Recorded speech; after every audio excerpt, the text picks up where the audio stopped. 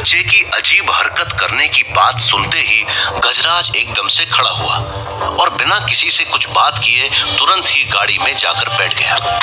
विजेंद्र भी उसके पीछे दौड़कर गाड़ी में बैठा। गाड़ी स्टार्ट की और हवेली की तरफ दौड़ाई। तुरंत घर पहुंचकर गजराज दौड़कर जनाना ड्योढ़ी की तरफ गया। वहां देखा तो ठकुराइन सर पकड़े हुए बैठी थी। गजराज ने दुर्गा को आवाज लगाई तो दुर्गा दौड़ के दरवाजे पर आई। क्या हुआ दुर्गा? मासा ने फोन किया था, क्या हो गया? छोटे ठाकुर, पता नहीं क्या हो गया।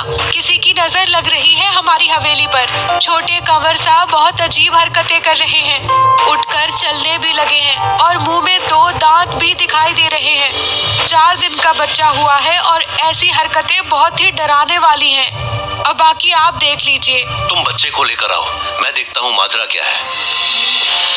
दुर्गा की बातें सुनकर के विजेंद्र सिंह डर रहा था। गजराज कंफ्यूज था।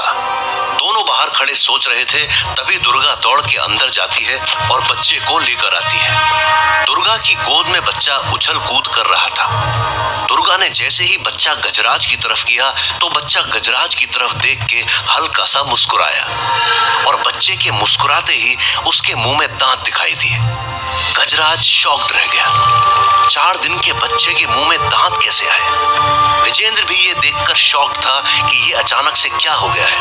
वो बात अलग है कि साइन तो उसी दिन मिल गए थे जिस दिन बच्चा गायब हुआ था, लेकिन जो आज दिखाई दे रहा है वो बहुत ही अलग है और बहुत ही ज्यादा डराने वाला है। गजराज ने दुर्गा से बच्चे को अपने हाथ में लिया। बच्चा गजराज की तरफ देखकर लगातार हंसे जा रहा था। गजराज अचरज से बच्चे को देख रहा था। विजेंद्र ने बच्चे को हाथ लगाकर देखा। वैसे बच्चा बिल्कुल नॉर्मल था, सिर्फ उसकी हरकतें अजीब थी। छोटे ठाकुर, आप इसको नीचे छोड़ो, यह चलने की कोशिश कर रहा है। 4 दिन के बच्चे के हाथ पांव मुश्किल से हिलते हैं और यह गर्दन उठा रहा है, पैर उठा रहा है। यही देखकर तो मासा बहुत डर गई हैं। दुर्गा के ऐसा कहने पर गजराज ने बच्चे को नीचे फर्श पर छोड़ा और देखा कि फर्श पर छोड़ते ही बच्चा घुटनों के बल चलने लगा और गर्दन उठाकर वो रेंगने लगा। 2-4 कदम चलने के बाद बच्चा बैठ गया। ये बहुत बड़ी बात थी। उसको देखकर गजराज और विजेंद्र दोनों डर गए। वो सोचने लगे कि ये क्या हो रहा है। कोई भी यकीन नहीं करता कि 4 दिन का बच्चा इस तरह से अपने शरीर का वजन संभाल सकता है, लेकिन यहाँ आंखों के सामने हकीकत थी जिस पर यकीन करना बहुत ही मुश्किल था। गजराज और विजेंद्र दोनों ने आपस में चर्चा की। भाई ये क्या है? ऐसा तो पहले कभी सुना भी नहीं। अब तो हम अपनी आंखों से देख रहे हैं। इतने सालों बाद बेटे की थोड़ी खुशी मिली थी, वो भी अब इतने अजीब तरीके से बिहेव कर रहा है। इसको हैंडल कैसे करें? मेरे तो कुछ समझ में नहीं आ रहा है। तुम ही बताओ विजेंद्र, अब क्या करें? भैया समझ में तो मेरी भी कुछ नहीं आ रहा है। ये सिलेबस तो माइंड से बाहर की बात है। मुझे लगता है कि हमें बड़े पापा से बात करनी चाहिए। शायद वो पंडित जी को या पुजारी जी को यहाँ भेजें, वही कुछ कर सकते हैं। हम तो क्या करें? चलो मैं माँ को संभालता हूँ, उनसे बात करता हूँ और तुम पापा से बात करो, फिर सोचते हैं कुछ। विजेंद्र ठाकुर साहब को कॉल करता है और बच्चे के बारे में सारी बातें बताता है।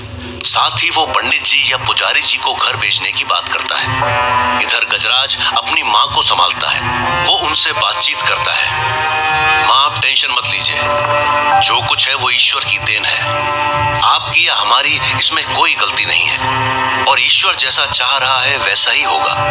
और माँ भवानी पर यकीन रखो, सब कुछ ठीक हो जाएगा। आप इस तरह निराश हो जाओगे, रोने लगोगे तो फिर कैसे चलेगा? हवेली का जिम्मा आप पर है। आपके कंधे इतनी जल्दी कमजोर नहीं होने चाहिए। अपने आप को संभालो। हो सकता है कि बच्चे के शरीर में ऐसे बदलाव किसी और वजह से हो रहे हों। जरूरी नहीं होता कि हर बार ही कोई भूत प्रेत वजह हो। कुछ साइंटिफिक रीजन भी तो हो सकता है। मैं पुजारी जी को भी बुलाता हूँ और डॉक्टर साहब को भी। दोनों से बात करते हैं, कोई ना कोई रास्ता निकलेगा। आप इतनी जल्दी नेगेटिव बातें सोचकर परेशान मत होइए। हम करते हैं कुछ, आप संभालिए खुद को। दिलासा देकर गजराज बच्चे को लेकर बाहर ठाकुर साहब के कमरे की तरफ आ जाता है। विजेंद्र भी उसके साथ साथ आता है। गजराज गांव के वैद्य जी को कॉल करता है और उनको जल्दी ही हवेली आने को कहता है। उधर ठाकुर साहब पुजारी जी से बात करते हैं। पुजारी जी, बच्चा बहुत अजीब सी हरकतें कर रहा है। मुझे भी घबराहट हो रही है। घर जाने के लिए आप मना कर रहे हैं तो मैं क्या करूं? एक चक्कर हवेली का लगाकर आ सकता हूं क्या? ठाकुर साहब, आपको तो नहीं जाना है, आप यहीं रुकें। अगर कुछ प्रॉब्लम है तो घर पर वैसे भी बहुत लोग हैं, और डरने की कोई बात है तो मैं जाकर आता हूं। देखते हैं क्या कुछ है, लेकिन आप यहीं पर रहिए। हवेली जाओगे तो बहुत कुछ गड़बड़ हो जाएगी। अपने आप को संभालो, ईश्वर पर यकीन रखिए, सब कुछ जल्दी ठीक हो जाएगा। पुजारी जी, कैसे संभालूं अपने आप को? घर पर इस तरह की समस्या है, खुद को रोक नहीं सकता हूँ। आप कहो तो मैं हवेली के बाहर गेट पर जाकर आ सकता हूँ। एक बार देख लूं तो मन को तसल्ली मिल जाएगी। नहीं ठाकुर साहब, ऐसा नहीं हो सकता है। आप यहीं रुकें और यकीन रखें, मैं अभी जाकर आता हूँ। हो सके तो मैं बच्चे को यहाँ लेकर आ जाऊंगा, आप यहाँ देख सकते हो, लेकिन हवेली के आसपास जाना गलत है। ठीक है, मैं रुकता हूँ यहाँ पर, लेकिन आप जल्दी जाइए और कुछ कीजिए, मेरा जी बहुत घबरा रहा है। ठाकुर साहब को दिलासा देकर पुजारी जी शीघ्र ही हवेली की तरफ निकल जाते हैं। उधर से वैद्य जी भी उसी टाइम पर हवेली पहुंचते हैं। गजराज और विजेंद्र बच्चे को लेकर ठाकुर साहब के कक्ष में बैठकर आपस में चर्चा कर रहे थे। इधर वैद्य जी और पुजारी जी पहुंच जाते हैं। बच्चे की हरकतें दोनों अपने अपने तरीके से चेक करते हैं।